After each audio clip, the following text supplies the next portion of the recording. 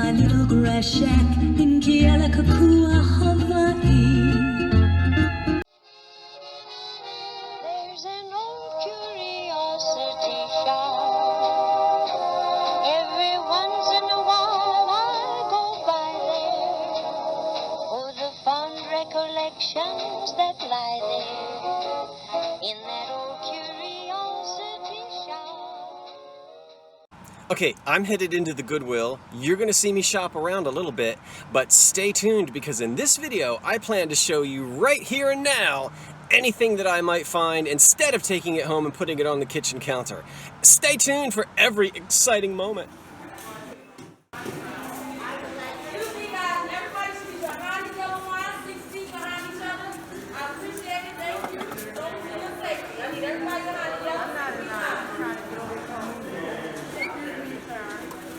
Can you get past? Are you okay? Okay. I'm sorry. Certainly, no problem. I am. Okay. It's like Christmas Eve, isn't it?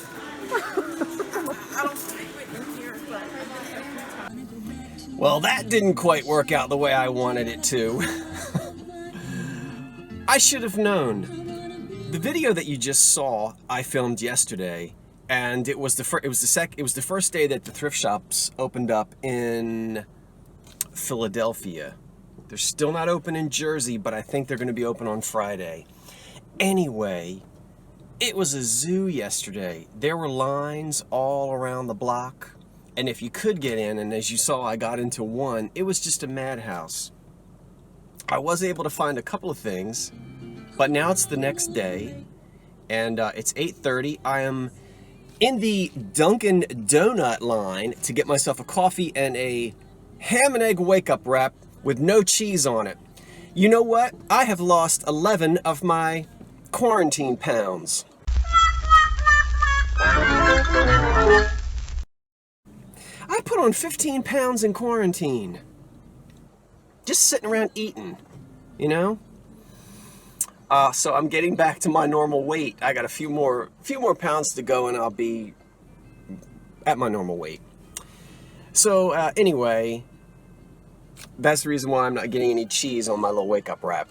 But I'm gonna go to the Goodwill now and see if I can find anything. It's 8:20, I'll be there at 8:45, and I'm gonna take you with me. We'll see if I can film inside. If it's not crowded like it was yesterday, we might have some luck.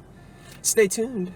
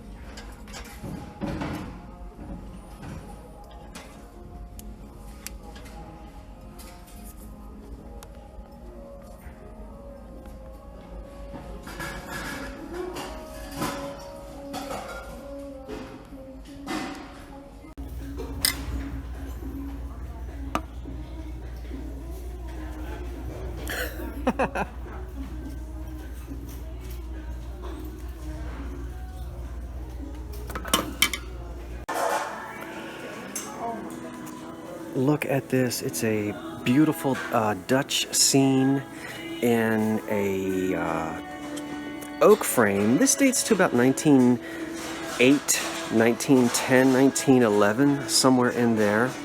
I can tell by the style of the frame and the fact that it's oak. That helps us put it into a time period. And there's no foxing, there's no water damage. It's a beautiful sepia colored print of a Dutch scene with the windmill, and that's really pretty.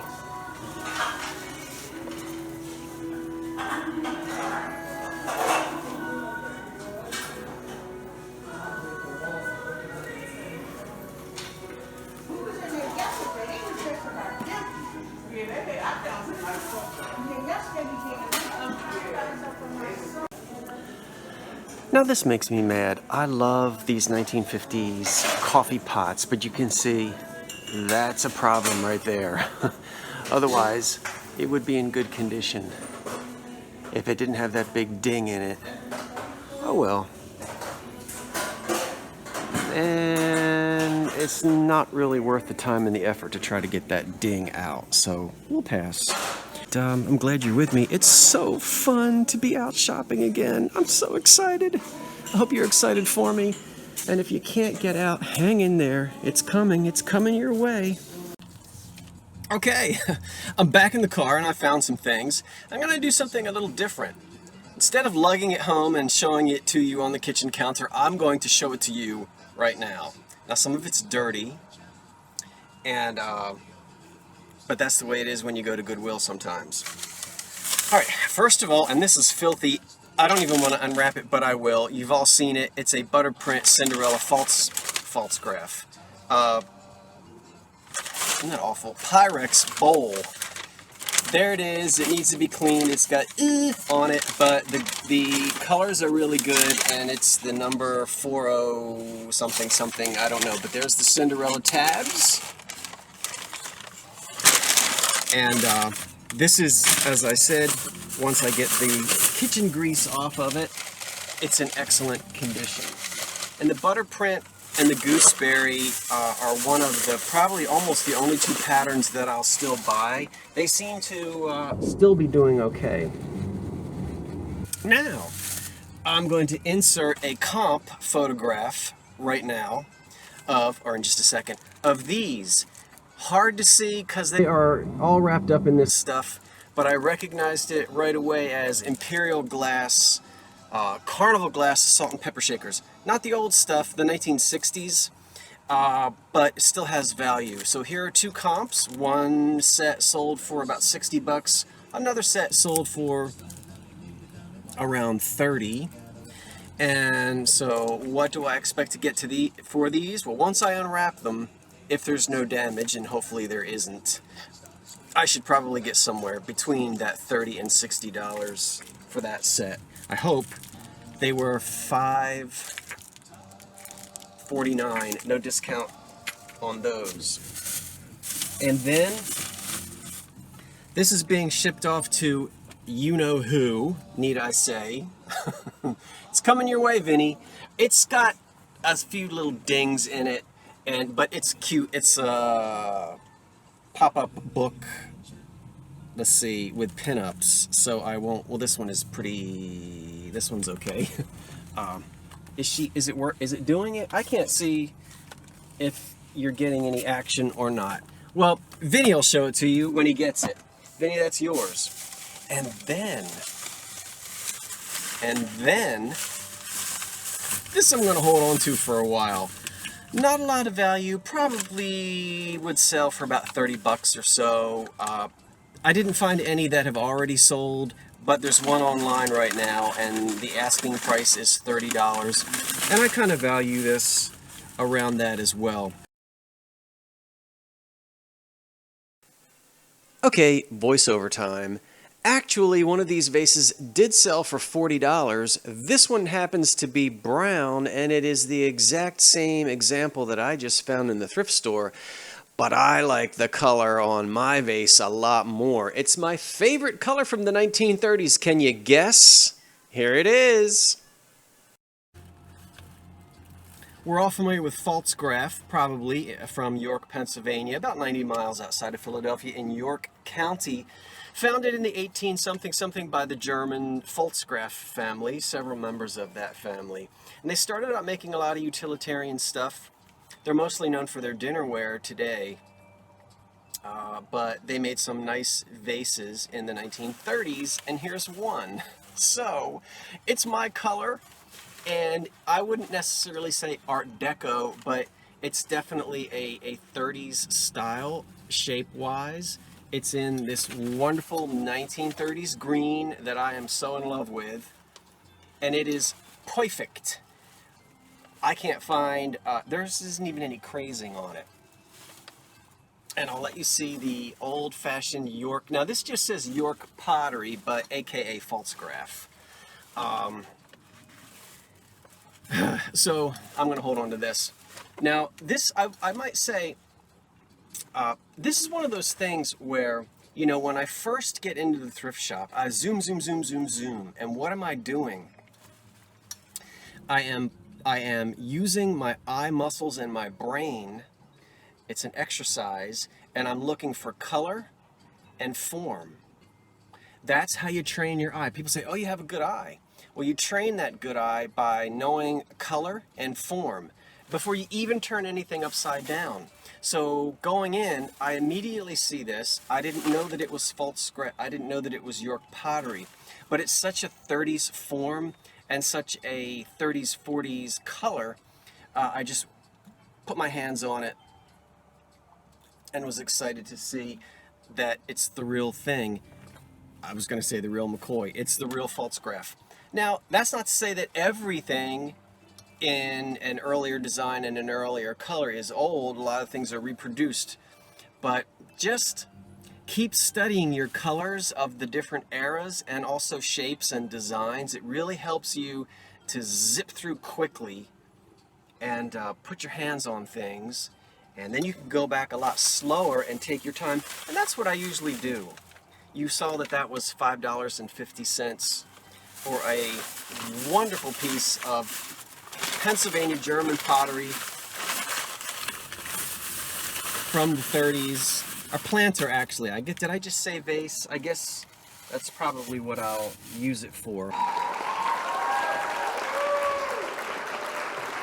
And then, when I get out of the car, I'm going to show you a close-up of that wonderful print that I purchased. So that was fun. It's so fun to be out shopping again, and I know some of you are still cooped up, but I'm glad you're coming along here with me and enjoying the shopping, even if perhaps you can't get out yet. Hang in there. You're going to make it out soon, I know. Okay. So now I've got to go get some cat food for the supervisor, and then I'll show you the print that I purchased. Be right back. Well, I will try to film this without getting too much glare. There it is. Once again, a beautiful print. Now, not terribly valuable. Let's wait till this trash truck goes by.